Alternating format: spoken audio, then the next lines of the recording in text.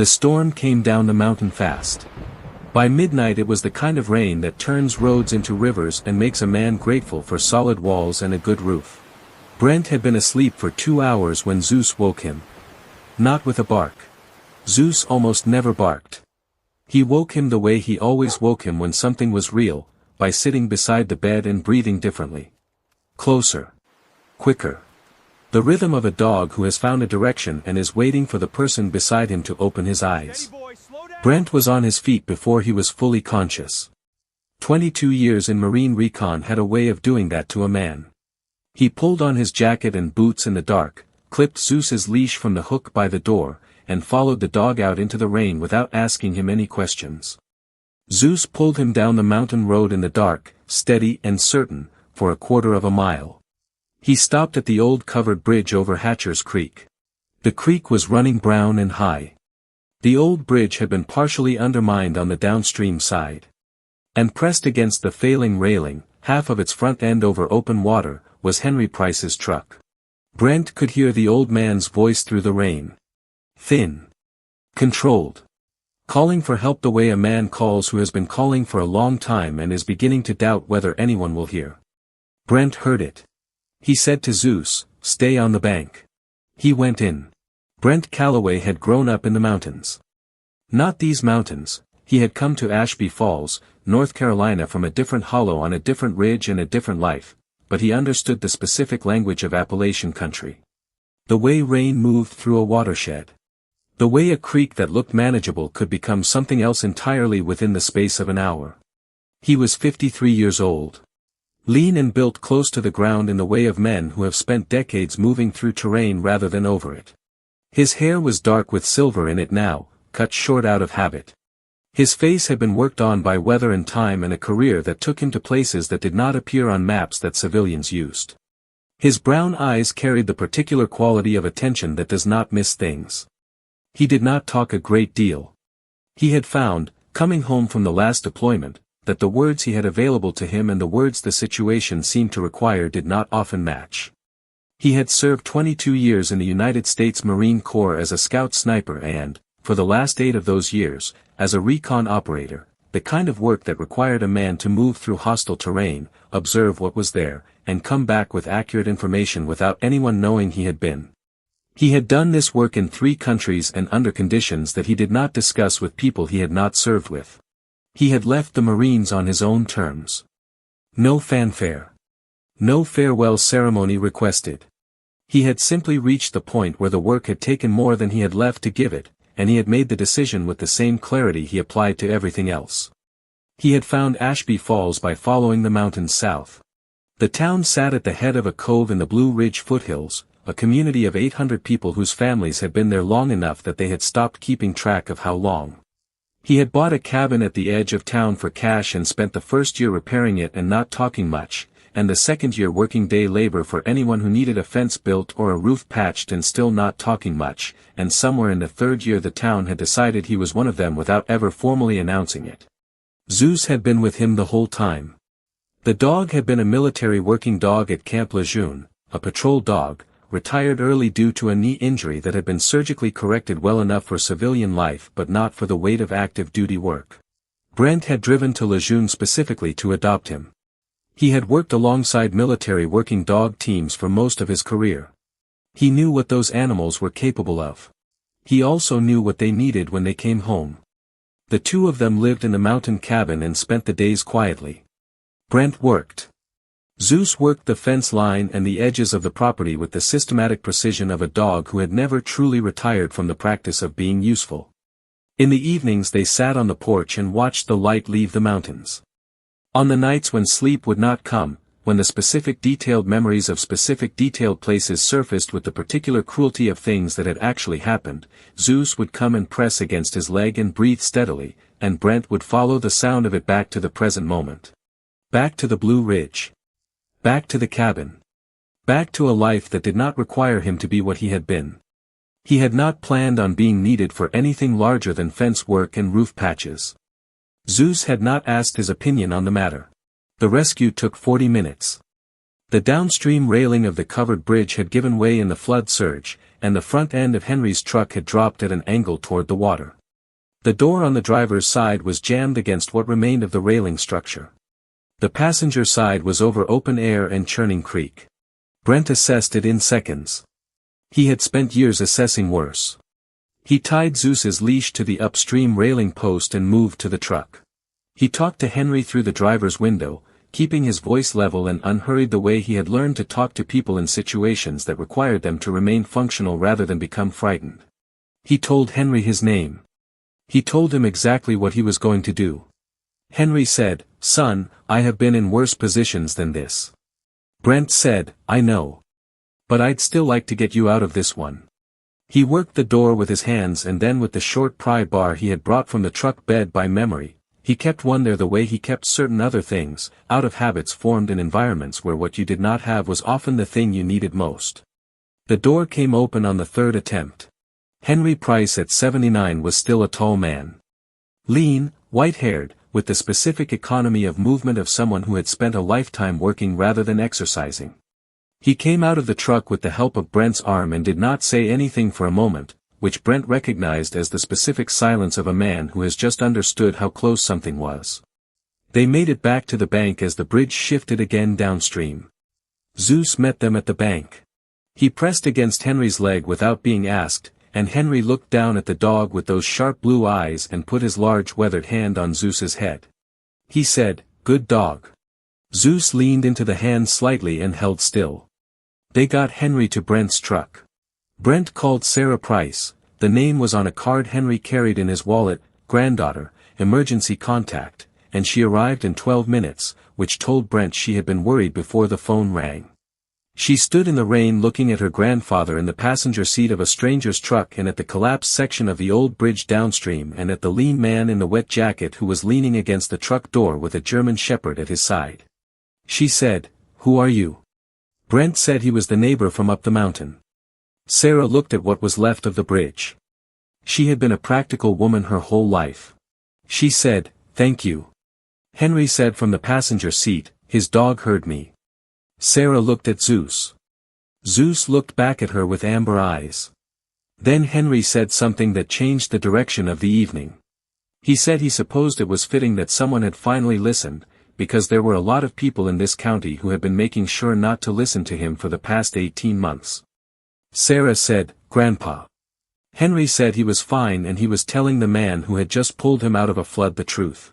They sat in Brent's cabin for 2 hours, the three of them and Zeus, while the storm worked through the mountains and the creek receded.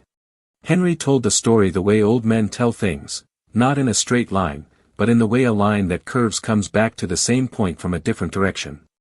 The Price family had farmed in Ashby Falls since before anyone living could remember. 160 acres along the east slope of the cove. Corn and cattle and timber in the old days. Timber rights mostly sold off now, but the land itself remained. Henry was the last of the family on that particular piece of ground. 18 months ago, a development company had applied to the county planning board for a variance that would allow commercial development on a 30-acre parcel adjacent to the Price property. Not on the Price property, adjacent to it. But adjacent in this specific geography meant the access road for the development would cross the lower corner of Henry's land through an easement that the company claimed was historically established. Henry said it was not. The county planning board had approved the variance at a session Henry had attended and spoken at, and his testimony had been noted in the record and then set aside. The lead vote for approval had been a planning board member named Clifton Marsh. 3 weeks after the approval, Marsh's brother-in-law had received a consulting contract from the development company. Henry had found this out the way old men in small towns find things out, through long memory and patient attention to who went where and ate lunch with whom. But knowing something in Ashby Falls and proving it to an entity with the power to do anything about it were different matters, and Henry had been trying to bridge that distance for 18 months without success. Brent listened to all of it without interrupting. He asked 3 questions when Henry was done. Henry answered each one precisely, which told Brent that the old man had been living with this information long enough to have every detail organized. Sarah watched Brent during this. She said, "You're not just a neighbor who patches fences." Brent said he had done some reconnaissance work in his time. Zeus, who had been lying near the door during the conversation, raised his head at this point and looked at Brent. Then he stood, walked to the far side of the room where Henry's wet jacket was draped over a chair, and put his nose down near something on the floor. Brent looked at the dog. Zeus held his position. Henry's jacket had shed its contents when he had come out of the truck. There was a wallet, a folded handkerchief, his phone, and a worn manila envelope that had been tucked in the inner pocket. The envelope had gotten wet. Its corner had opened. Brent picked it up carefully. He looked at Henry. Henry said, "That has been in my jacket since 1987. Wherever I go." Inside the envelope were two documents. The first was the original 1967 survey of the Price property, a hand-drawn plat map executed by a county surveyor whose notation style Brent could not read but whose precision was evident. The second was a deed addendum from the same year, noting a recorded boundary clarification along the lower east corner of the property. The lower east corner, where the claimed historical easement ran. The plat map showed no easement. The deed addendum confirmed no easement. The documents, in combination, directly contradicted the planning board's determination that the easement was historically established. These were the documents the development company's variance application had relied on not existing. Brent sat with the documents for a long time. He had been trained to extract specific information from complex environments and deliver it to people with the authority to act on it. He had done this under circumstances considerably more complicated than a planning board irregularity in a North Carolina mountain county. He said to Sarah, "Does your grandfather have a lawyer?" Sarah said they had talked to one in Boone who had said the case was winnable but expensive, and that the timing of the variance approval made it harder to challenge the further they got from the vote. Brent said, "How far are we?" Sarah said, 16 months. Brent looked at Zeus. Zeus was still at the envelope on the floor, not having moved. Brent said, "There's a statute in North Carolina planning law, a variance granted on the basis of a material factual error in the record can be challenged regardless of time elapsed from approval." He paused. "I had to know planning law in 3 counties during my last assignment before I left the service. Don't ask me why." Henry looked at him with those sharp blue eyes for a moment. He said, "What kind of neighbor did you say you were?" Over the following week, Brent drove to the county courthouse twice. He had conversations with 2 clerks and 1 assistant county attorney. He did not say who he was or what he had found. He asked specific procedural questions and received specific procedural answers and wrote everything down in the compact notation style of a man who had once been responsible for recording information accurately in environments where notes could not be taken twice. He confirmed what he had suspected.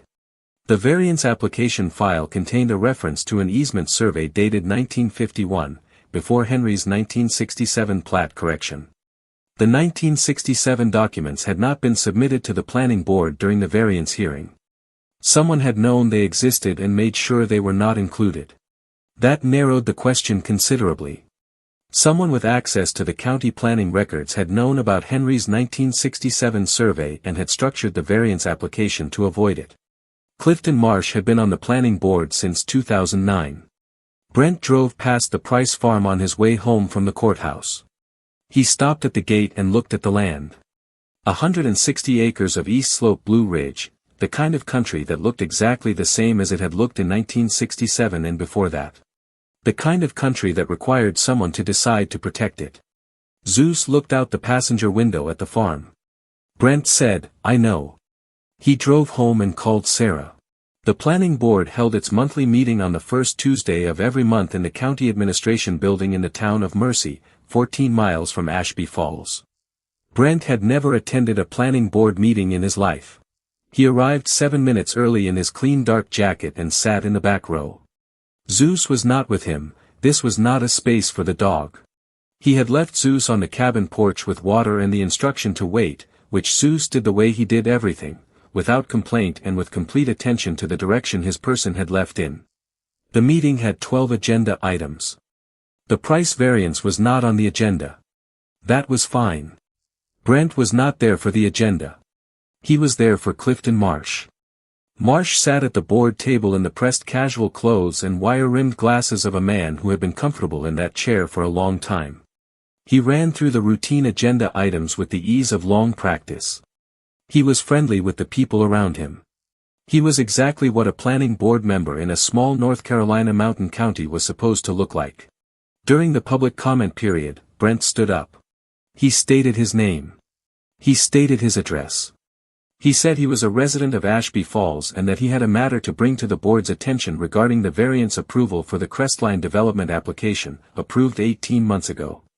Marsh looked at him with the polite attention of a man who had heard many public comments and found most of them ignorable. Brent placed copies of the two documents on the board's table. He stated clearly what they were. He stated that the 1967 plat map and deed addendum were on file with the County Register of Deeds and had been on file continuously since 1967. He stated that the variance application had cited a historical easement claim that these documents directly contradicted, and that the documents had not been included in the planning board's record at the time of the vote. He then stated the specific provision of North Carolina planning statute that permitted challenge of a variance granted on the basis of material factual error in the record, regardless of elapsed time. He said he was requesting the board open a review. The room was very quiet. Marsh took off his wire-rimmed glasses and polished them. He said he appreciated Mr. Calloway's interest in the process but that the variance had been approved following proper procedure and that the question of historical easements was a matter for the courts to determine, not the planning board. Brent said, "The question of whether documents in the county register were excluded from a planning board record is not a matter for the courts. It is a matter for this board." He placed a third document on the table. It was a printed copy of the planning board's meeting minutes from the variance hearing, showing that Clifton Marsh had seconded the motion to approve and cast the deciding vote. He said, "I am also requesting that the board note for the record that the approving member's brother-in-law received a consulting contract from the applicant company within 3 weeks of the approval." Marsh's expression did not change, which was the specific expression of a man whose expression has been trained not to change. The county attorney, who was present at the table, picked up the first document and began to read it. She read it for 90 seconds. Then she set it down and said she would need to review the documents before the meeting could proceed further on this item. That was enough. The review took 11 weeks. Brent received a letter from the county attorney's office on a Thursday morning in November. It was 2 pages long and written in the careful legal language of an office that had spent 11 weeks being certain before it said anything. The conclusion was on the second page. The variance had been granted on the basis of a material factual error. The historical easement claim had not been supported by the county record. The approval was rescinded. The applicant could reapply. No reapplication came. The consulting contract arrangement was referred to the county ethics board. Clifton Marsh resigned from the planning board before the ethics review was complete. Brent drove to the Price farm on the Thursday he received the letter. He brought Zeus. Henry was sitting on the porch when they arrived, which was where Henry sat most mornings. He was drinking coffee and looking at his land the way a man looks at something he has not been certain of keeping. Brent got out of the truck. He handed Henry the letter without saying what it was. Henry read it slowly. He read it again. His large weathered hands held the paper steady. He looked up at Brent with those sharp blue eyes. He did not say anything for a moment. Then he said, "My grandfather built the first fence on this property with cut locust posts. Hand-hewn. Some of them are still in the ground." Brent said he knew the kind. "They lasted 100 years if you picked the right wood." Henry said, "Yes they do." Zeus walked up the porch steps and sat beside Henry's chair. Henry rested his hand on the dog's head without looking down. Zeus leaned in slightly and held still. Sarah came out from inside when she heard voices. She read the letter standing in the doorway. When she finished she folded it carefully and handed it back to her grandfather. She looked at Brent. She said, "How did you know the statute?" Brent said he had spent a lot of years needing to know specific things for specific purposes and some of it stayed with him. She said, "What specifically were you doing before you came here?" He said, "Reconnaissance." She looked at him for a moment. She did not ask anything further. She was a practical woman and she understood the shape of what she had been told. That winter, Brent repaired the lower fence line of the Price property. Henry insisted on working alongside him. They worked in the cold Blue Ridge mornings with Zeus moving the perimeter around them, and they did not talk a great deal, and what they said when they did talk was about fence and weather and the land, which was exactly the right amount. Brent had come to Ashby Falls believing his useful work was behind him. He had been wrong about that. He suspected Zeus had known that from the beginning. Brent and Zeus remind us of something we sometimes forget in the noise of things. The people most capable of helping are not always the people who announce themselves. Brent had 22 years of one of the most demanding military specialties in existence. He had used those skills on 3 continents in service of things that mattered. And when he came home, he did not look for a stage to stand on. He found a mountain and a cabin and a dog, and he fixed fences, and he waited for the moment that required what he actually had. Zeus woke him in the storm. Not because Zeus needed to go out. Because Zeus heard something on that bridge that a sleeping man could not hear, and he knew, the way loyal dogs know, that the right person for the situation was lying 3 feet away. That is what loyalty does. It keeps watch when we are resting. It finds what needs to be found. It leads us exactly where we are meant to go. If Brent and Zeus's story stayed with you today, drop an amen in the comments.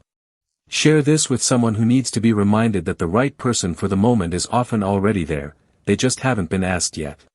Subscribe, because we have more stories like this one every week. Stories about dogs who find what matters and the people who follow them. God bless you.